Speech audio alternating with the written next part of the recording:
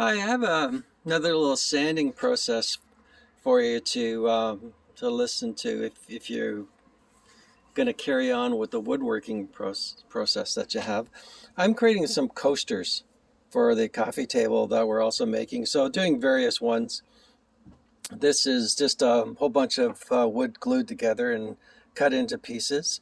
And I've already put 2 coats of polyurethane on it. Now, when you do polyurethane, whether it's water-based or oil-based, especially worse if it's oil-based, when you apply the polyurethane, you're gonna, the urethane has a tendency to bump. So what I do is I take a piece of sandpaper, very fine sandpaper. In this particular case, it's 1000 grit, but you could use 800 grit as well. You want something very fine. It's almost like emery. And what you want to do is you want to just use a little block of wood, put over it like that, and just give it a light sanding. And that light sanding will take away all the bumps from the polyurethane, but will not remove the polyurethane. So you get a much smoother surface. And then you can take a tack cloth. You can buy tack cloths in these little wee bags. They're just a couple bucks. They're just a sticky type of a cloth. And then you can just wipe your product down too and get all that fine sandpaper off. And then put on another coat of polyurethane. And keep putting on the polyurethane until you get the consistency that you want on the wood. That makes for a much nicer surface if you do that light sanding, but you have to do a very high numbered wallpaper, at least 800 if not 1000. Otherwise you're just taking off too much of the polyurethane that you've already put back on. So just a quick glance, this is one type of a coaster I'm making.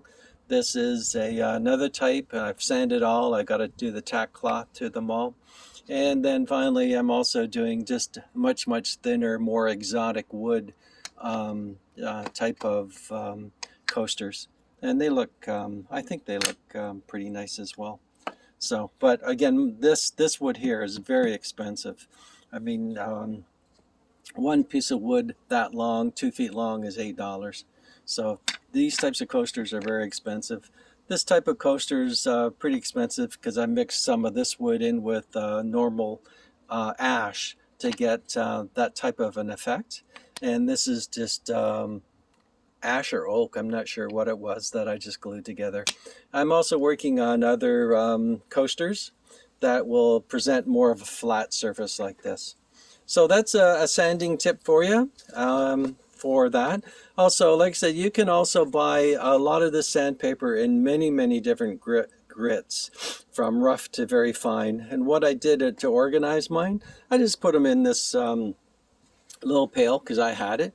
I took this type of little cloth, comes in a roll, and it is wrote 60 on it. So I keep all my 60 grit wallpaper there, sanding there. This is, should say 80 on it somewhere. There's my 120 paper. There's my 180 paper, etc. There's my 220 paper.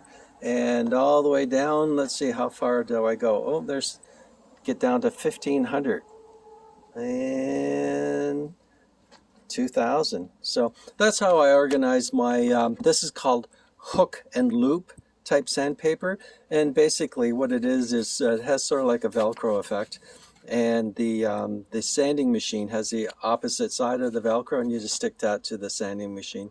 Very popular. Hook and loop is what it's called, as opposed to a type of sandpaper that's just sticky and adheres to the surface of the sander. Okay. The advantage of this is obviously is you can rip it off and put on a different type as frequently as you want, whereas the sticky sandpaper is much more difficult to get off and on, and I think once you use it, it's pretty much done for. So I'm going to carry on, and I've sanded all these pieces. I'm just going to do the tack cloth and wipe them all off, and then I'm going to take them back into my shop, and I'm going to apply another coat of polyurethane to them, and then lay them on my drying sticks in this area in here.